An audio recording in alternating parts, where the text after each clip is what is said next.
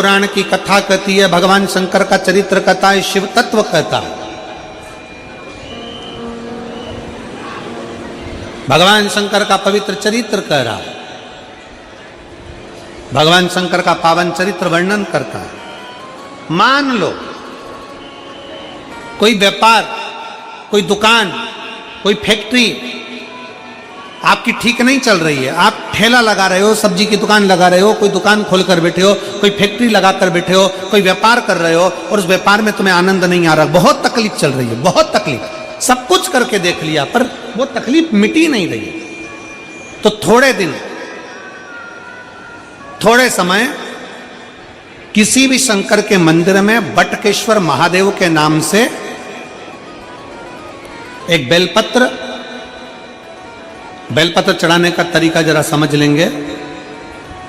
आप अगर जिस दिशा में खड़े हो, अगर आप शंकर के शिवलिंग के इधर हो तो बेलपत्री का डंडी का मुख आपकी ओर होना चाहिए।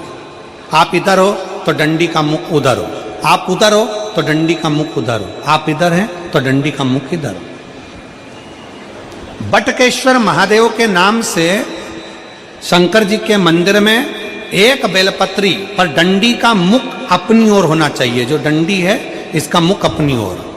बटकेश्वर महादेव के नाम से एक बेलपत्र शंकर भगवान को समर्पित करो बटकेश्वर महादेव के नाम से। और बेलपत्र चढ़ाने के बाद में जो तुम्हारे कलश में जो जल है, लोटे में जो जल है, वो 7 बार, लोटे का जल 7 बार, 7 बार से मतलब है अलग से लोटा भरना नहीं है, 7 बार उसी लोटे का जल जब बेलपत्र डंडी समेत समर्पित कर दें, 7 बार उस लोटे के जल को 7 बार बटकेश्वर महादेव का नाम लेकर अपनी मन की कामना कर कर बाबा से विनती करते हुए कि बाबा मेरी ये छोटी सी अर्ज स्वीकार करते, 7 बार उस जल को चढ़ाओ। लगातार कम से कम आप 15 से 20 दिन तक लगातार बटकेश्वर महादेव के नाम से चढ़ाओगे। ऐसी कोई दुकान और फैक्ट्री नहीं तो चले नहीं और आगे बढ़े नहीं और काम सुलझे। बटकेश्वर महादेव, भगवान शंकर का ये नाम, भगवान शिव का ये स्तुति, भगवान शंकर का ये नाम बटकेश्वर महादेव। स्वयं भगवान शंकर ब्रह्मा जी का जब सिर कटकर बड़का पेड़ बन जाता है और उस पेड़ के नीचे, वृक्ष के नीचे शंकर भगवान विराजमान हो जाते हैं, शिव जी उसके नीचे विराजमान हो जाते हैं, उसी का नाम बटकेश्वर महादेव पड़ा। बटकेश्वर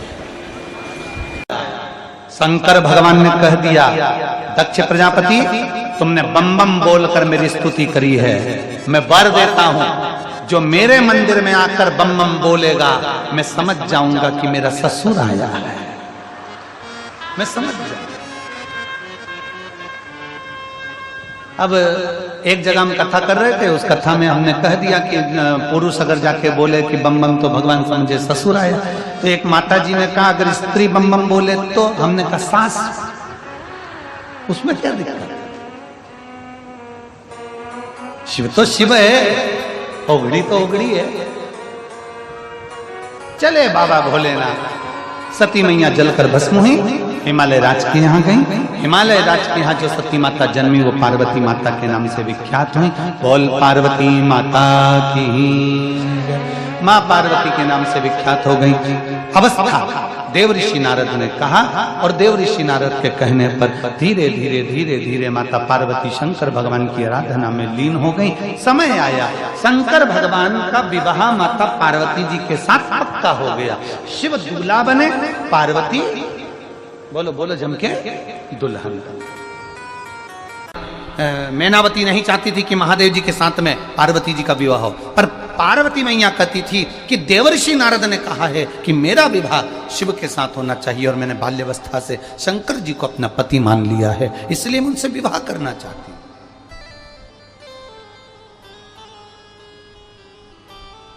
क्या है शिव जी के पास में?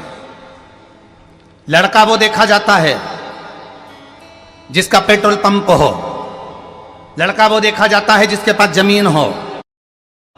पार्वती जी ने कहा मां ये गाड़ी, ये बंगला, ये प्रॉपर्टी, ये जमीन तुमने मेरे लिए देखकर देवी दी और मालूम पड़े मैं चली भी गई और पहुंचने के बाद मान लो वो गाड़ी बंगला जमीन जायदाद सब शेयर मार्केट में चले गया, डब्बा गोल हो गया और मालूम पड़े सब सत्यानाश मिल जाए उन सामग्री का, तो फिर उस जगह पर तुम्हारी बेटी अकेली रह जाएगी, क्योंकि तुम लड़का श्रेष्ठ नहीं देखा कि जो कर्म में प्रबल हो, अपने बल में प्रबल हो, जो अपनी विद्या में प्रबल हो, जो कार्य के प्रति जागरूक हो, उस लड़के को नहीं देखा तुमने, केवल धन वैभव देखा,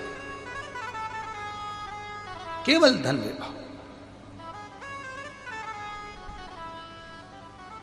और जो कर्म संस्कार हो हमारे जीवन में बहुत जरूरी है, बहुत जरूरी। पार्वती जी को ज्ञान उपदेश देवादिदेव महादेव दे रहे हैं, ज्ञान उपदेश।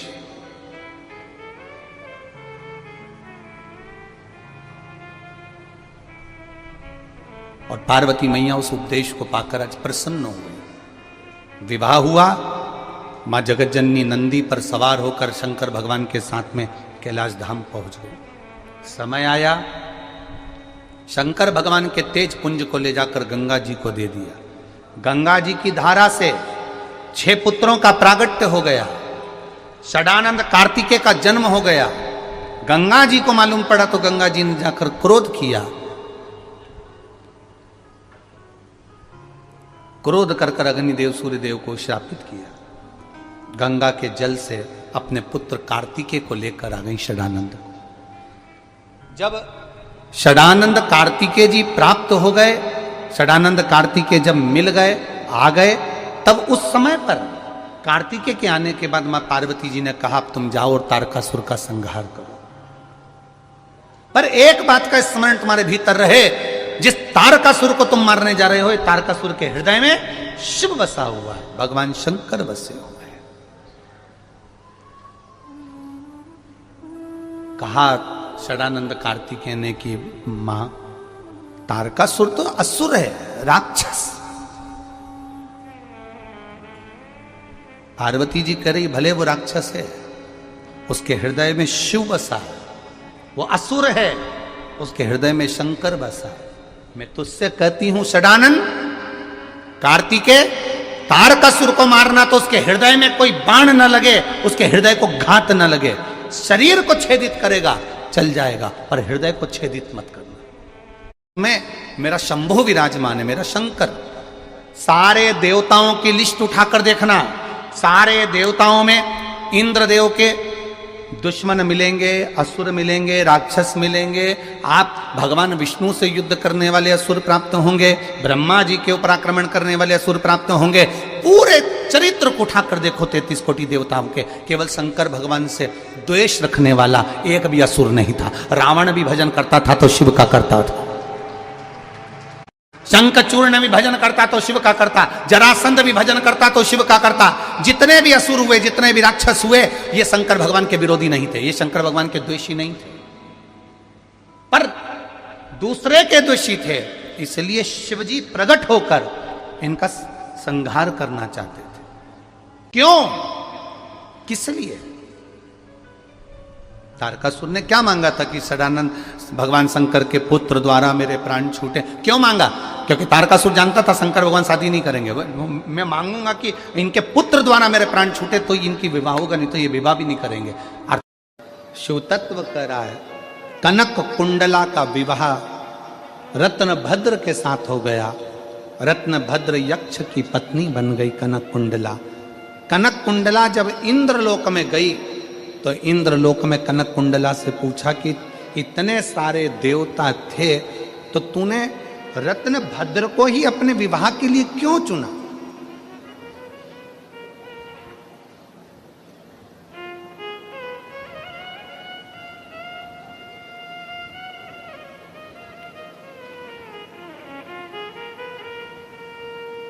ऐसा क्या दिखा तुझे रत्न भद्र में, उस यक्ष में, जो तूने रत्न भद्र को विवाह के लिए चुन लिया? कनक कुंडला ने कहा कि मैं नृत्य कर रही थी, 5000 वर्ष निकल गए थे, पर वो दीप जल नहीं रहा। रत्न भद्र ने पार्थिव शिवलिंग का पूजन करा, उसकी जो निर्माल्य था वो उड़कर आया और शरीर को लगा, शरीर को लगा।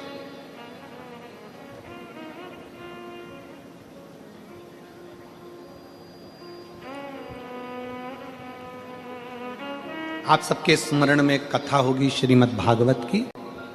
भगवान कृष्ण ने अपने पांव की मिट्टी उठाकर खाई थी कि नहीं खाई थी?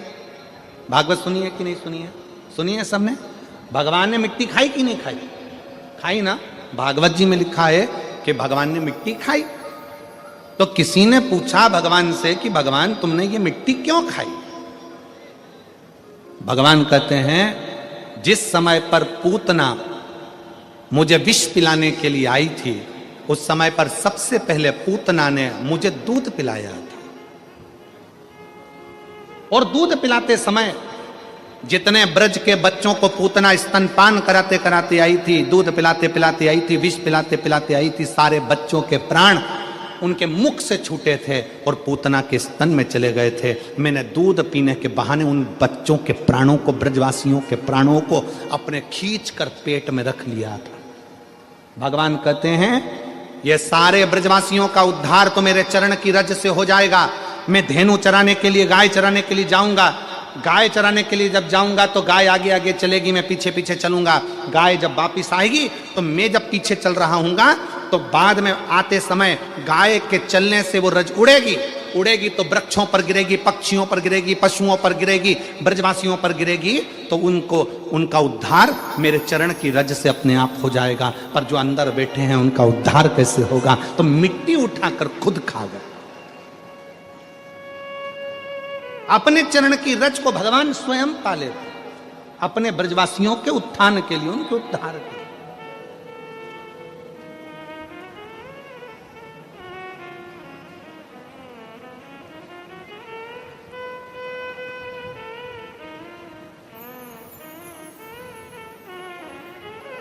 अब जब आप सब भी यहां से उठ के जाते हो ना, सब उठ के जाते हो ना, जब तो जाते जाते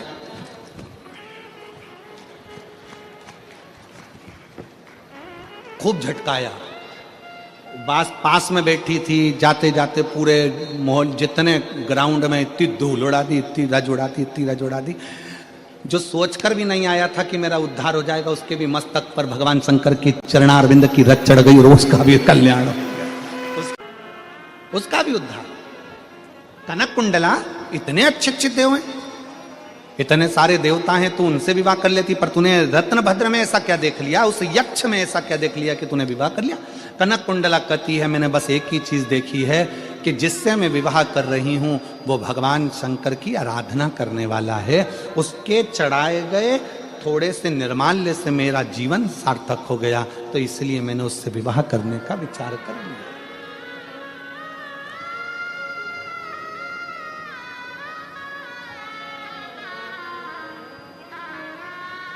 मेरा बेटियों से निवेदन है, आप विवाह करो, मना नहीं है, पर विवाह करते समय इतना जरूर देखना कि जिसके साथ विवाह कर रहे हो वो हमारे सनातन धर्म को मानता है कि नहीं मानता।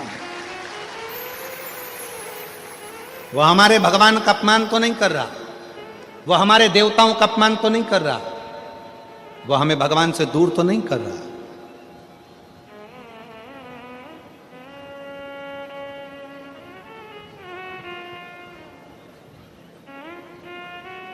अपने देव का अपमान तो नहीं कर रहा, शिव तत्व कह रहा। कनक कुंडला ने रत्नभद्र से विवाह कर लिया, शादी हो गई, निकल गए कई साल, पर बच्चे का जन्म नहीं हुआ।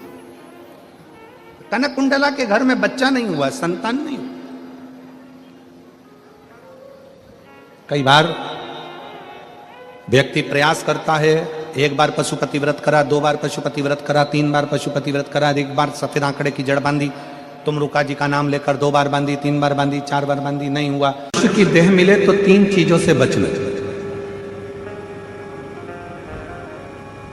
पहले नंबर पर है कर्ज, दूसरे नंबर पर है क्लेश और तीसरे नंबर पर है कलंक। यदि संसार में जन्म मिले तो इन 3 चीजों से बचने का प्रयास करो। पहले नंबर पर है कर्ज,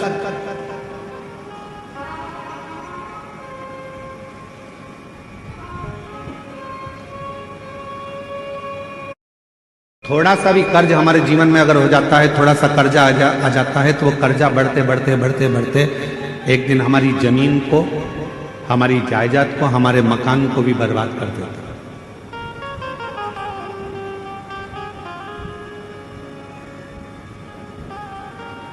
मेरे छत्तीसगढ़िया रहवासियों से पहले भी निवेदन करा था भिलाई में, और आज फिर छत्तीसगढ़िया के रहवासियों से निवेदन करूंगा, मेरे छत्तीसगढ़ के रहवासियों से कहूंगा कि अपनी जमीन को बेचकर शहर जाने का प्लान मत बनाओ, बल्कि अपनी गांव को इतना उज्जवल बनाओ कि शहर का आदमी भी तुम्हारे गांव को देखने के लिए पहुंचे। 3 चीजों से बचना चाहिए। पहले नंबर पर है कर्जा, दूसरे नंबर पर है क्लेश, तीसरे नंबर पर है कलंक। ये 3 चीजें जब व्यक्ति के जीवन में अगर हो जाती है तो पूरा जीवन बर्बाद हो जाता है, पूरा। पहला बच्चों कर्ज से। 10 रुपए भी किसी का अगर कर्जा है तो वह हमको एक ना एक दिन डुबो देगा, इसलिए कर्जे से बचने का प्रयास करो। आज हो क्या रहा है, लाओ हम तुम्हें कर्जा दे देंगे। बड़ी बड़ी कंपनियां खुली हैं, बड़े बड़े बैंक खुले हुए हैं, जो दिन रात मोटरसाइकिल पे अपने अपने फ्लेक्स लगाकर दिन रात कहते हैं लो एक दिन में हम लोन देते हैं। गाड़ी पर लोन ले लो, मकान पर लोन ले लो, जमीन पर लोन ले लो, लोन ले लो, लोन ले लो, पैसा ले लो, पैसा ले लो। आज क्यों देने को तैयार बैठे? वो चाहते हैं कि आप थोड़ा सा लोन लोगे, धीरे धीरे वो चुका नहीं पाओगे तो एक दिन तुम्हारी जमीन भी चली जाएगी, मकान भी चले जाएगा, और मालूम पड़ा एक दिन जो रखा हुआ धन है वो पूरा बर्बाद हो जाएगा। समझ की जरूरत है। कबीले में रह रहे हो, कोई क्लेश नहीं होना चाहिए, आपस में थोड़ा साझा बनाकर, थोड़ा सा।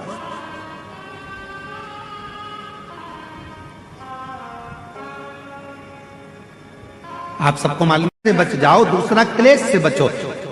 हफ्ते में, महीने में एक दिन ऐसा बनाओ जिस दिन मेरे घर के पूरा परिवार एक जगह पर एकत्रित हो, भोजन करें, साथ बैठे, साथ बैठकर अपने परिवार की चर्चा। हम ये भी नहीं कहेंगे कि तुम किसी परमात्मा की आराधना करो कि साधना की आराधना, आप तो साथ बैठो, अपना मनन चिंतन करो कि हमें अपने घर को कैसे संवारना है, हमें अपने परिवार को कैसे संवारना है, हमें अपने बच्चों को उच्च शिक्षा कैसे देना है, हमें अच्छी चिकित्सा कैसे देना है। हम कहीं आडंबर में तो नहीं फंस रहे, क्लेश से। और तीसरे नंबर पर कहा कलंक से बचे।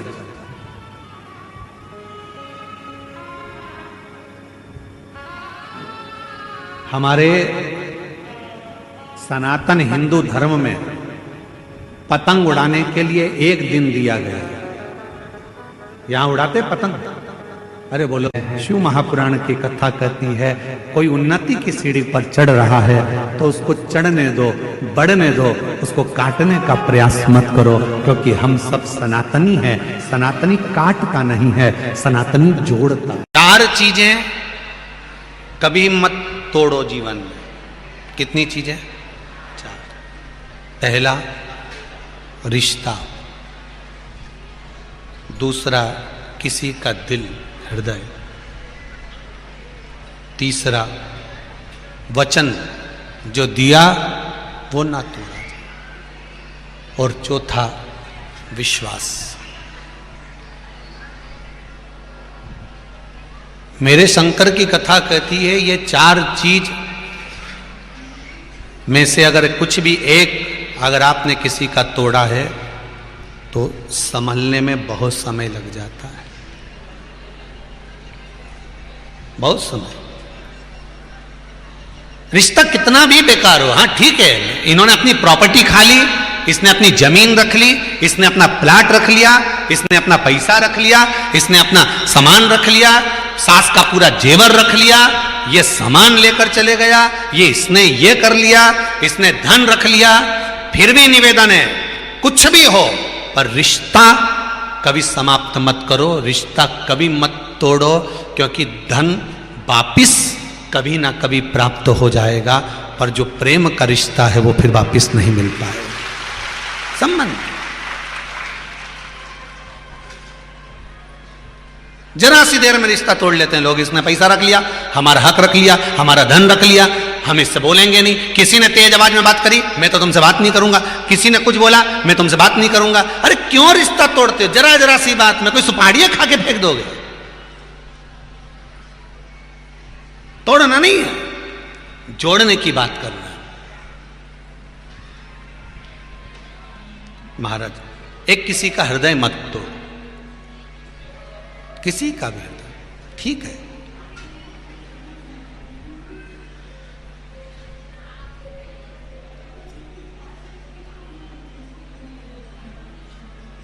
तीसरा, वचन अगर किसी को दिया है मत तोड़। और चौथा, विश्वास, भरोसा कभी ना तोड़िए। बड़ी मुश्किल से विश्वास जागृत होता है साहब, बड़ा मुश्किल से विश्वास प्रबल होता है, और उसको अगर तोड़ दिया जाए तो फिर जोड़ना मुश्किल है। रही मन धागा प्रेम का, टूटे गांठ पड़ जाए। महाराज, वो टूटा कि उसमें गांठ पड़ गई। हम कई बार माताओं से कहते हैं, जीजियों, कितना भी विवाद घर में हो, पति से कितना भी झगड़ा हो, पर निवेदन इतना सा है कि अपने मुख से कोई ऐसा शब्द मत बोल जाना कि वो गांठ पड़ जाए हृदय में और जिंदगी भर भुलाई ना जाए। और पतियों से भी निवेदन है, पुरुषों से भी निवेदन है, कितने भी डिप्रेशन में रहना, कितने भी टेंशन में रहना, चाहे मार्केट का हो, चाहे व्यापार का हो, चाहे धन का हो, चाहे सत्ता का हो, पर अपनी वाणी ऐसी घर में मत बोल देना कि किसी का हृदय टूट जाए। आप रखो, ये सब चीजें तो जीवन में चलती रहती है। शंकर जी को कितना दुख था साहब, कौन जान सकता है। कंठ में विष भरा था, उसके बाद भी गंगा को सिर पे रखा था, और कभी मुख से एक शब्द टेढ़ा नहीं कहा। लोगों ने शंकर जी को आड़ा टेढ़ा बोला, पर वो नहीं बोला आज तक। इतना कंठ पर विष होने के बाद तो लोग तो कड़वा बोलते हैं, पर इससे तो मिट्ठू अच्छा। वो मिट्ठू होता है तोता, हरी मिर्ची खाता और राम राम बोलता। मिर्ची खाने के बाद भी मिट्ठू, तोता मीठा बोलता है। और इंसान रोज गुलाब जामुन खाए तो भी ऐसा बोले कि झगड़ा हो जाए। इतना मीठा खाने के बाद भी इतना अड़ा टेढ़ा बोले जिसका बन। क्या मतलब का? किसी भी छठ के दिन, चाहे अंधेरी की छठ हो, चाहे उजाले की छठ हो, किसी भी छठ के दिन अगर षडानंद कार्तिकेय जी महाराज का नाम लेकर 6 बेलपत्र, और उस 6 बेलपत्र पर 6 दुर्वा, 6 पुष्प, 6 अक्षत के दाने रखकर षडानंद कार्तिकेय बाबा के स्मरण कर कर, शिवलिंग की जो जलाधारी है, उस जलाधारी पर जहाँ सुख सुंदरी का स्थान है, उसी के पास में कार्तिकेय जी का स्थान है।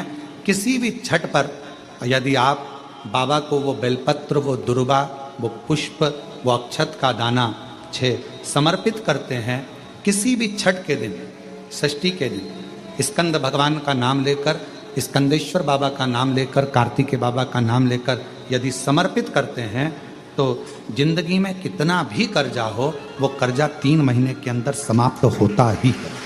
कितना भी कर्जा, साथ में आपका परिश्रम, साथ में आपकी मेहनत और आपकी दृढ़ता। क्या होता है, लोग सोचते हैं कि हमने शंकर जी को बेलपत्र समर्पित कर दी तो कर्जा चूकेगा, पर साथ में मेहनत भी करना। अगर आप मानते हैं कि पूरी कथा का, इसमें कई दुनिया के कई लोग हैं हमारी कथाओं को आधा काटते हैं, आधा भेज देते हैं। गुरुजी ने कहा कि बेलपत्र पर शहद लगाकर चढ़ाओ, पर गुरुजी ने साथ में कहा कि रात दिन एक करो, पढ़ाई पूरी करो। आधी बात काट देते, आधी बात दिखा देते, पर उसका हमको कोई फर्क नहीं पड़ता है। आग लगे बस्ती में अपन रहो, उसका हमको कोई फर्क नहीं पड़ता, क्योंकि दुनिया का काम है गलत चीजें जनमानस में देना, जिससे बदनामी हो, अब शब्द बोले जाए, ताने दिए जाए, गालियां दी जाए। ये दुनिया की रीति है। बहुत आते हैं दिन भर में, कहीं कहीं कोई दबाव देने के लिए आता है, हम तुम्हारी बदनामी करेंगे, हमको 1 करोड़ दो, हम ये छप्पा देंगे, हम वहां से आएंगे, हम ऐसा कर जाएंगे, हम वैसा कर जाएंगे। बहुत आते, दिन भर का काम इनका, रोज का यही काम है, हमें ये करो, हमको वो करो।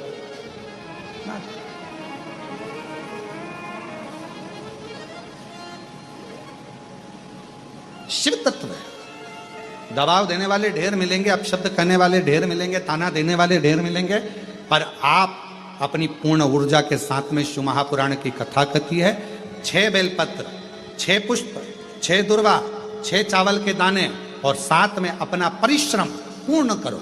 छठ के दिन स्कंद भगवान का नाम लेकर, स्कंदेश्वर का नाम लेकर भगवान शंकर के जलाधारी पर समर्पित करो, शिव जी से प्रार्थना करो और अपनी मेहनत को 4 चांद लगाओ।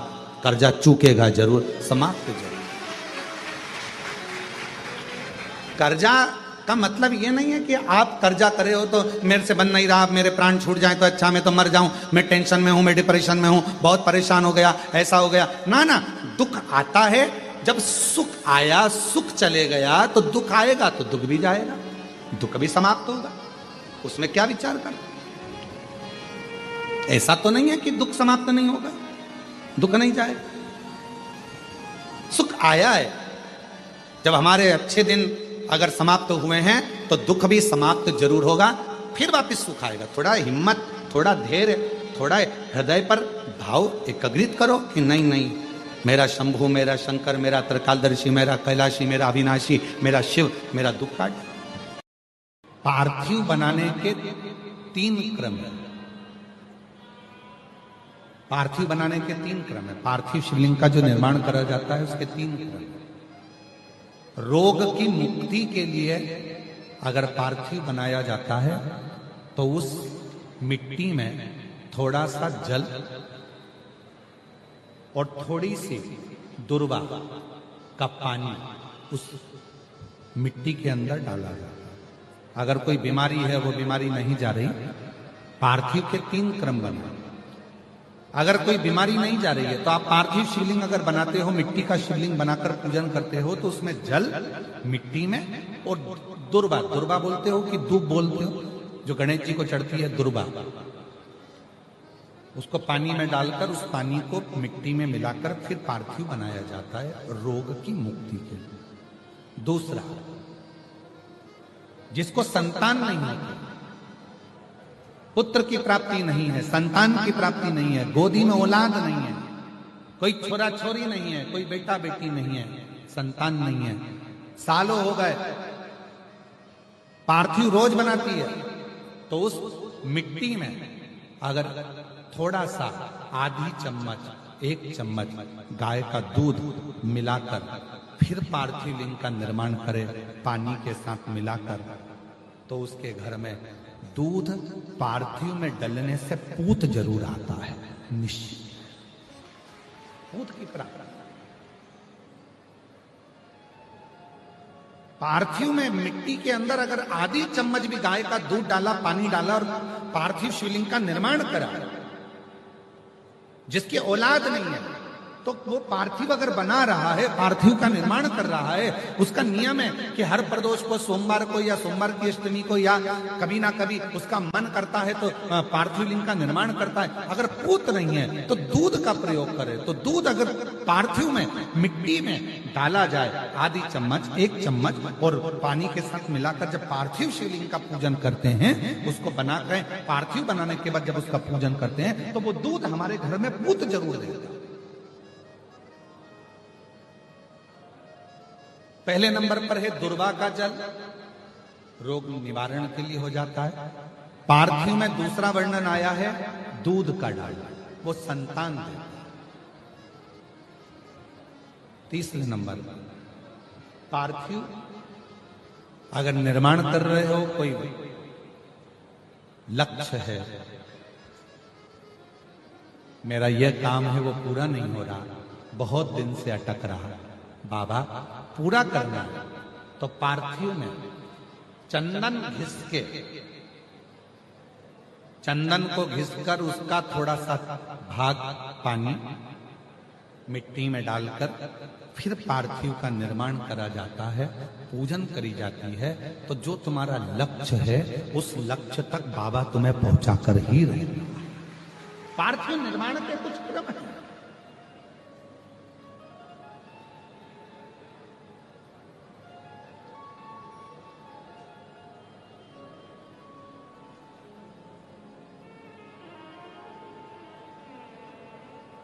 पार्थिव कैसे बनाया जाता है, किस कार्य के लिए बनाया जाता है? कई बेटियां ऐसी हैं, गुरुजी 32 साल की हो गई, शादी नहीं हो रही। गुरुजी लड़का 38 साल का हो गया, शादी नहीं हो रही। गुरुजी 28 साल का हो गया, शादी नहीं हो रही। तो भाई पार्थिव बना रहे हो ना, उसमें थोड़ा सा गाय का घी उस मिट्टी में थोड़ा सा 2 बूंद भी डालोगे तो बहुत है, और पानी से मसकर फिर उसका निर्माण कर फिर पार्थिव की पूजन करिए। कैसे विवाह नहीं होगा? भोले बाबा शादी करा के ही मानेगा। पार्थिव बनाने का नियम है। ऐसा नहीं है कि केवल पानी में मिट्टी को घोल लिया और पार्थिव लिंग का निर्माण कर लिया। हम 1.25 लाख बना रहे हैं, हम 2 लाख बना रहे हैं, हम 5 लाख बना रहे हैं, हम 1 करोड़ बना रहे हैं, हम 20 करोड़ बना रहे हैं। बनाओ, मना नहीं है, पर पार्थिव बनाने के भी अलग अलग नियम है। कौन सी चीज के लिए, किस चीज के लिए पार्थिव बना, किस चीज के लिए पार्थिव